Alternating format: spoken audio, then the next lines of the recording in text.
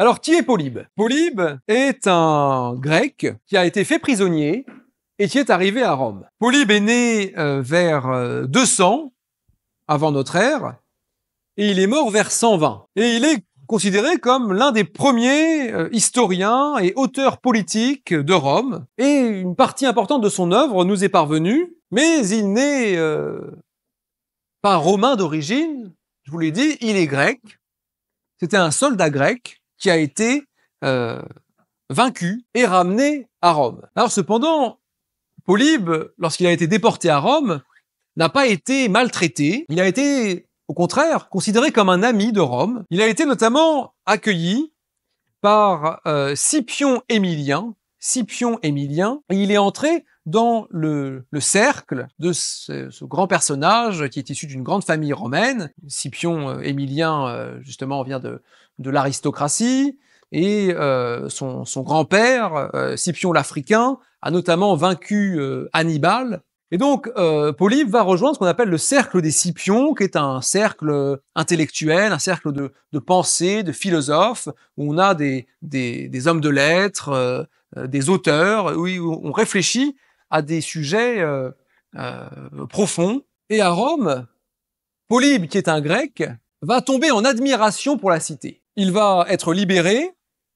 au bout de quelques années, mais il va décider de rester à Rome, et il va écrire des ouvrages en l'honneur de Rome. Polybe va notamment rédiger ses histoires, d'ailleurs il reprend le titre à Hérodote, qui se propose de raconter l'histoire de Rome pendant toute la durée des guerres puniques, c'est-à-dire des guerres contre Carthage. Sauf que l'ouvrage de Polybe a une ambition particulière. Polybe s'efforce d'expliquer les raisons de l'ascension de la cité romaine.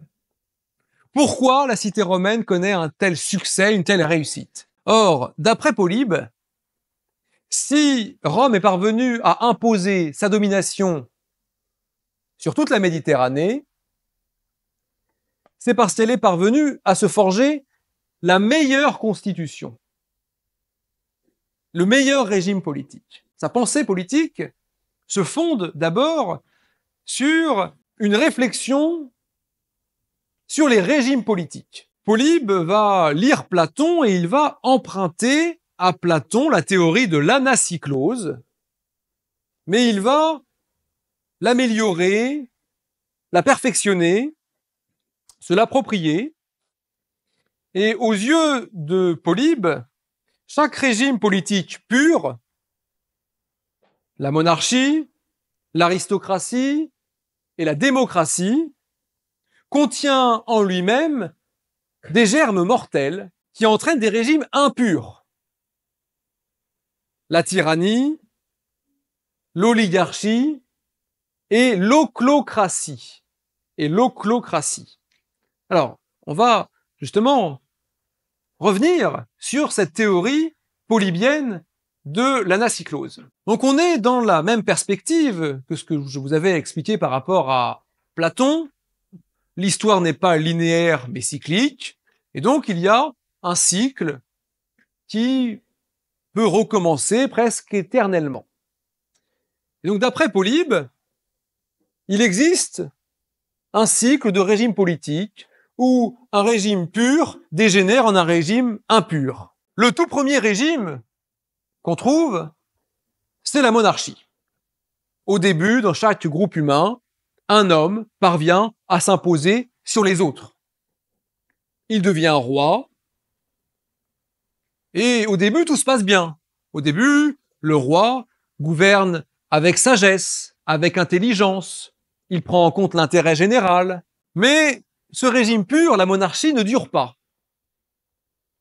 Au fil des ans, ses enfants ou ses petits-enfants se soucient de moins en moins de l'intérêt général, se considèrent davantage comme des monarques absolus, puissants, et finalement essayent de concrétiser leurs caprices. Ils recherchent leur intérêt particulier. Et donc, au fur et à mesure, la monarchie dégénère en tyrannie.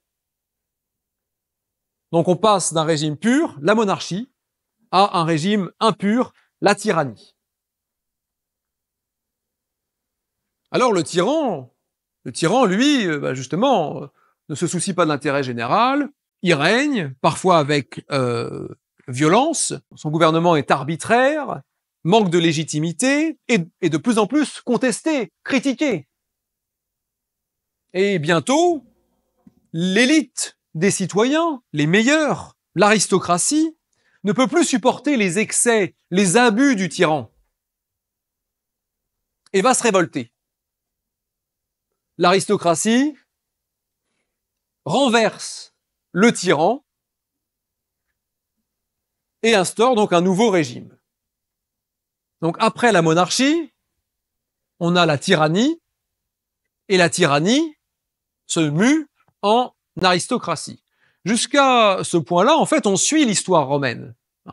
Rome a d'abord été une monarchie, puis progressivement, d'après la légende, justement, dans les rois légendaires de Rome, est devenue plus ou moins une tyrannie, puisque Tarquin le Superbe, le dernier roi de Rome, est accusé d'être un tyran. Et puis, l'aristocratie, la noblesse, renverse, justement, Tarquin, et met en place un nouveau régime, l'aristocratie. Donc, au sens étymologique, aristoi, les meilleurs, l'aristocratie est le gouvernement des meilleurs, de l'élite, et le pouvoir n'est plus détenu par un seul individu, mais est partagé par une élite intelligente, modérée, qui réfléchit, débat, et agit pour le bien de la cité. Mais là encore, le régime a son vice interne. L'aristocratie, qui est un régime pur, dégénère avec le temps. Ce sont plus les meilleurs qui vont être au pouvoir, mais ça peut être les plus riches ou les guerriers. Par une pente naturelle et insidieuse, le pouvoir, finalement, tourne au profit d'une minorité, et le gouvernement prend la forme non plus d'une aristocratie, mais d'une oligarchie. Donc ce régime pur, l'aristocratie, devient une oligarchie. L'oligarchie, c'est pas le pouvoir au meilleur, c'est le pouvoir simplement entre les mains d'une minorité. Or, cette minorité, elle ne se soucie pas de l'intérêt général.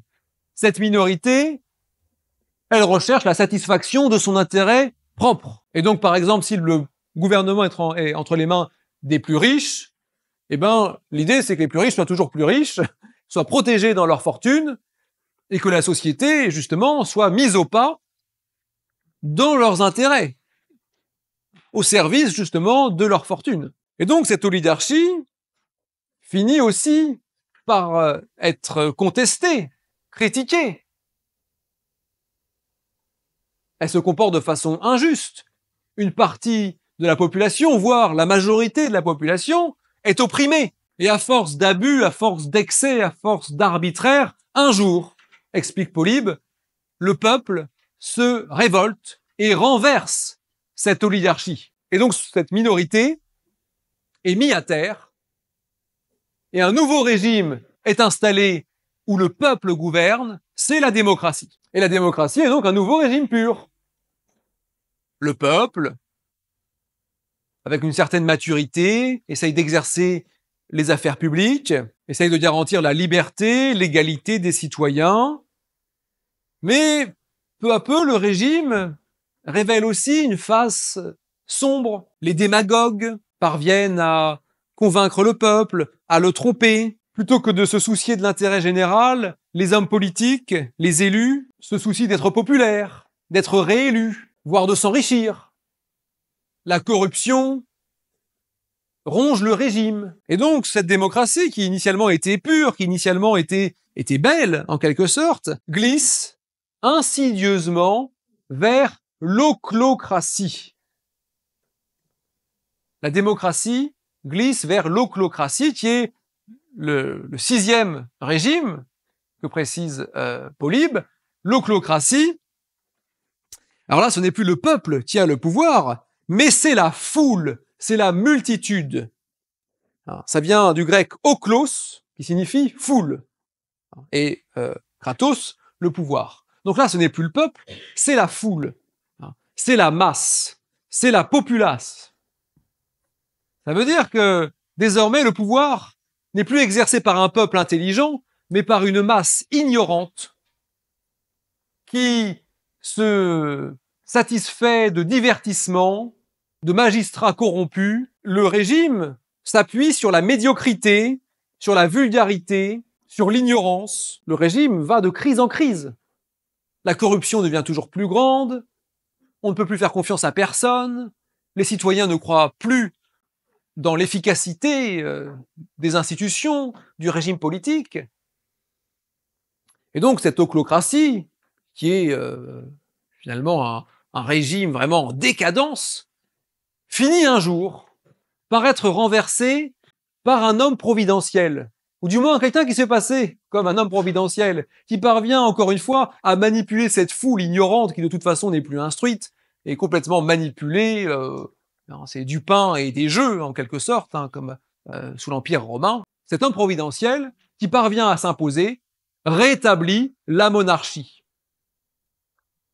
avec l'accord du peuple, hein, de la foule qui est bien contente d'acclamer un chef. Un chef qui va rétablir l'ordre, qui va mettre fin à la corruption. Et donc on revient, vous voyez, au point initial. On a franchi toutes les étapes de ce cycle. Et pour Polybe, ce cycle est infernal. Ce cycle n'a pas de fin. On passe à chaque fois de la monarchie à la tyrannie, de l'aristocratie à l'oligarchie, de la démocratie à l'ochlocratie, et puis l'ochlocratie aboutit à un homme fort, à une sorte de dictateur qui devient roi, en quelque sorte, hein, et qui rétablit la monarchie.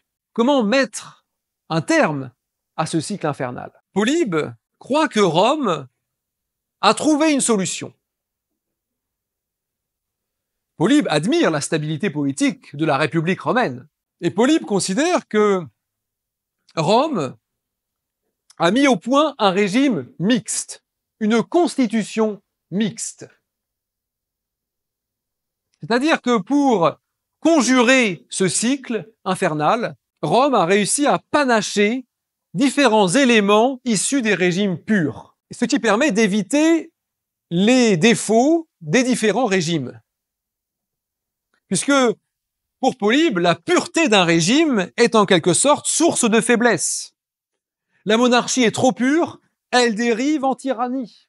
L'aristocratie est trop pure, elle dérive en oligarchie, et la démocratie trop pure dérive en ochlocratie. Donc, la solution, c'est de panacher différents éléments. Or, d'après Polybe, à Rome, on retrouve justement des éléments à la fois monarchiques, démocratiques et aristocratiques. Tout d'abord, on a des éléments monarchiques. Polybe observe que les magistrats à Rome ont des pouvoirs importants et exercent leurs fonctions dans l'intérêt général. Et finalement, d'après Polybe, il y a dans ces magistratures un élément monarchique. On a aussi un élément démocratique. À Rome, il y a des assemblées populaires où les lois sont votées, les comices, et donc le peuple n'est pas complètement exclu des décisions politiques. Et puis enfin, il y a une aristocratie à Rome. Il y a une noblesse. Et cette aristocratie est notamment représentée dans une institution majeure de la cité, qui est le Sénat. Et donc il y a un élément aristocratique. Donc Rome a trouvé, d'après Polybe, un équilibre parfait entre monarchie, démocratie et aristocratie. Et cet équilibre expliquerait la supériorité de Rome sur le monde méditerranéen. Rome aurait quelque chose d'exceptionnel, aurait trouvé une solution politique qu'aucune autre cité n'a réussi à trouver. L'expérience de la démocratie athénienne ne dure que quelques décennies, alors que la République romaine, elle, s'étend sur des siècles.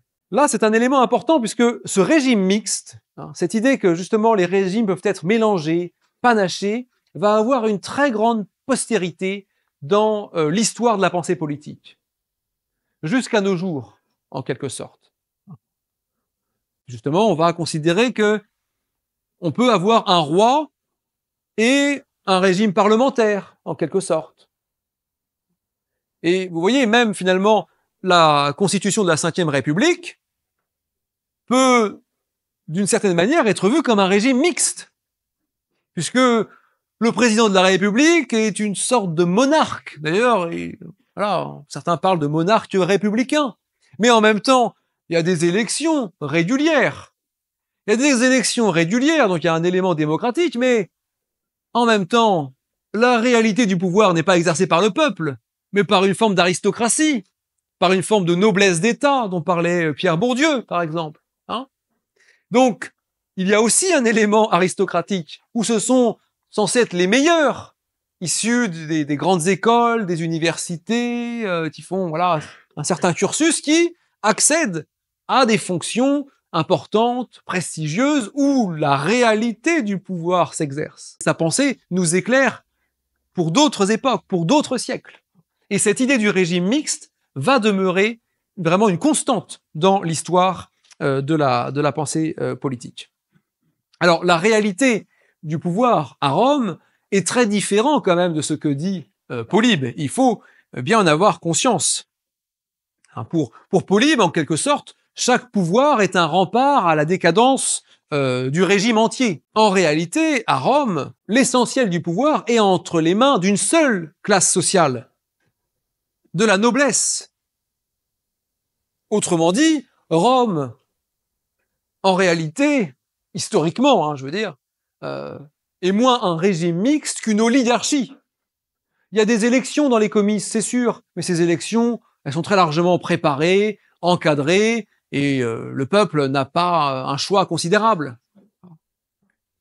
C'est ça aussi la grande question. Qu'est-ce qu'une démocratie? Vous voyez, à Athènes, on considérait qu'il y avait démocratie à partir du moment où chaque citoyen, même le plus pauvre, peut aller à l'ecclésia, à l'assemblée, prendre la parole, discourir, faire des propositions, et puis voter.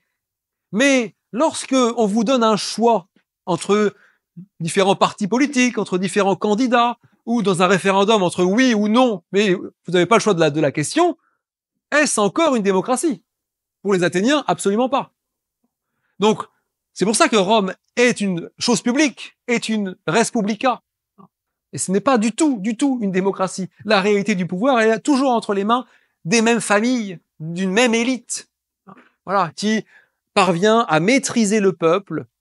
Alors bien sûr, parfois il y a des émeutes, il y a des révoltes, voilà, mais c'est quand même comme ça que ça se passe. Et c'est cette même famille occupe les magistratures, siège au Sénat et fait en sorte de voter des lois qui lui sont favorables. Alors c'est intéressant parce qu'aujourd'hui, le mot république, est considéré un peu comme un synonyme de démocratie.